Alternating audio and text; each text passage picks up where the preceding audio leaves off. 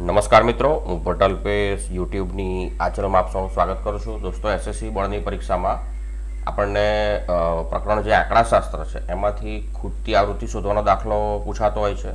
આપણને મધ્યક આપેલો હોય અને આવૃત્તિ વિતરણ પણ આપેલું હોય અને પછી આપણે ખૂટતી આવૃત્તિ શોધવાની હોય છે. તો ચાલો દાખલો કેવી રીતે ગણી શકાય તે જોઈએ. દાખલાની રકમ આ પ્રમાણે છે.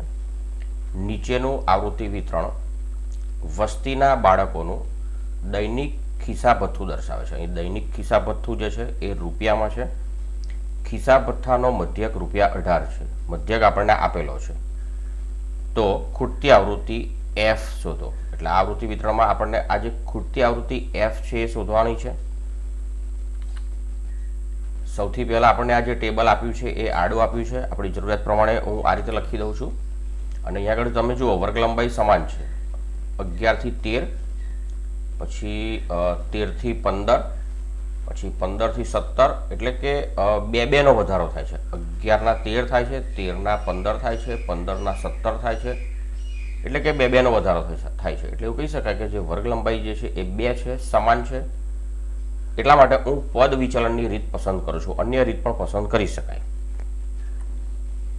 હવે આ જે આડું ટેબલ છે એને મેં ઊભું કરી દીધું છે મારી જરૂરિયાત પ્રમાણે. તમે જુઓ, દૈનિક ખિસ્સા ભથ્થું રૂપિયામાં અને બાળકોની સંખ્યા, આ વર્ગ અને એને અનુરૂપ આવૃત્તિ. આ જે વર્ગને અનુરૂપ આવૃત્તિઓ આપી છે એ મેં સામે લખી દીધી છે. અને આ દાખલામાં આપણે આ જે ખૂટતી આવૃત્તિ એફ છે એ શોધવાની છે. હવે આવો દાખલો હોય, મધ્યક આપ્યો હોય તો મધ્યકનું સૂત્ર લખવાનું છે. મધ્યસ્થ આપ્યો હોય તો મધ્યસ્થનું સૂત્ર લખવાનું છે. અહીં મધ્યક આપ્યો છે એટલે હું પદ વિચલનની રીતનું મધ્યકનું સૂત્ર લખું છું. મધ્યક 12x બરાબર a plus sigma fi ui છેદમાં સિગ્મા fi ગુણ્યા h.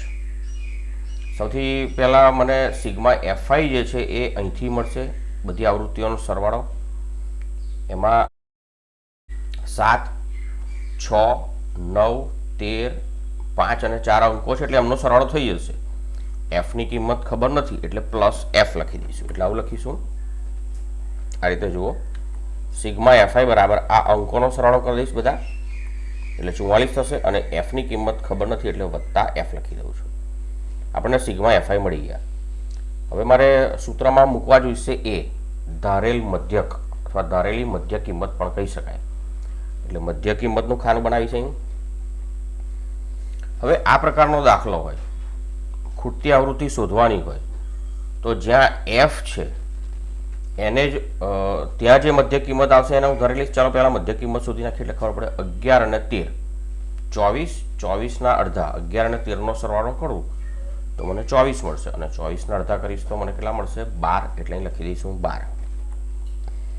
હવે સમાન વર્ગ લંબાઈ છે, 2 છે વર્ગ લંબાઈ, એટલે હું આની અંદર 2 ઉમેરી દઉં તો પણ ચાલે. તો 12 ને 2 14, 14 ને 2 16, 16 ને 2 18, 18 ને 2 20, 20 ને 2 22 અને 22 ને 2 24 થાય. હવે આમાંથી મારે એક કિંમતને ધારી લેવી પડશે અને એને હું કહીશ એ, ધારેલ મધ્યક અથવા ધારેલી મધ્ય કિંમત. તો આવા દાખલામાં આપણે શું કરીશું? જ્યાં એફ હોય મિત્રો ત્યાં હું એ ધારીશ. એનું એક ચોક્કસ કારણ છે, હમણાં હું તમને સમજ આપું છું કેમ મેં અહીંયા એફ છે ત્યાં જ એ ધાર્યા.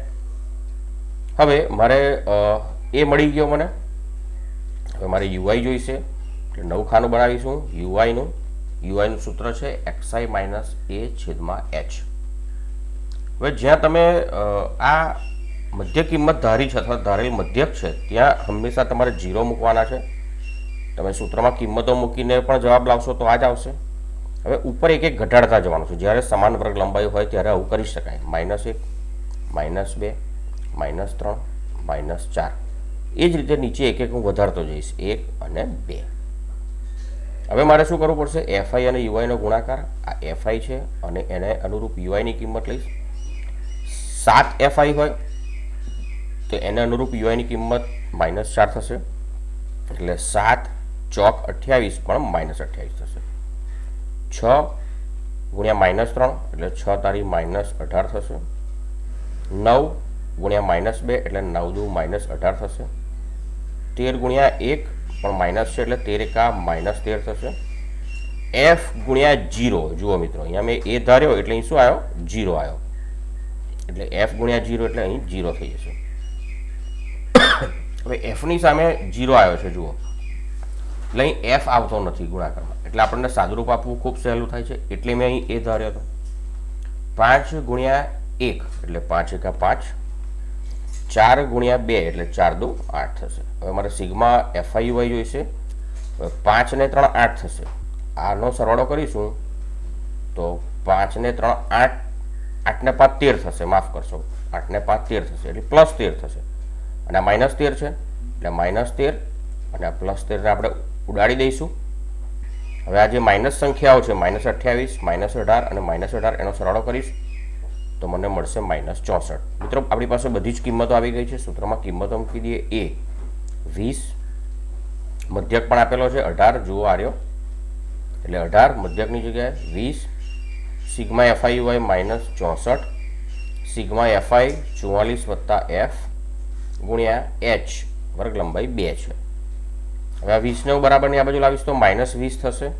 18 ઓછા 20 એટલે -2, -64 આ ગુણ્યા 2 અને 44 વત્તા એફ. હવે આ 44 વત્તા એફ છેદમાં છે તો બરાબરની બીજી બાજુ અંશમાં જશે, અને આ 2 અહીં અંશમાં છે તો હું એના આ બાજુ છેદમાં લઈ દઈશ, અને માઇનસ માઇનસ બંને બાજુથી ઉડાડી દઈશ. તો શું થશે? જો 44 વત્તા એફ બરાબર 64 ગુણ્યા 2, અને આ 2 આ બાજુ હતા અંશમાં, એને હું નીચે લઈ આવ્યો. હવે આ 2 અને 2 ને હું ઉડાડી દઈશ, એટલે શું થશે જુઓ, એફ બરાબર આ 64 અને 44 આ બાજુ જશે તો ઓછા થશે, અને 64માંથી હું 44 બાદ કરીશ તો શું આવશે? એફ બરાબર 20 આવશે. અને આ એફ શું છે? બાળકોની સંખ્યા. આ એફ 20 બાળકો આવશે મિત્રો જવાબ, એટલે ખૂટતી આવૃત્તિ જે છે એ 20 થશે.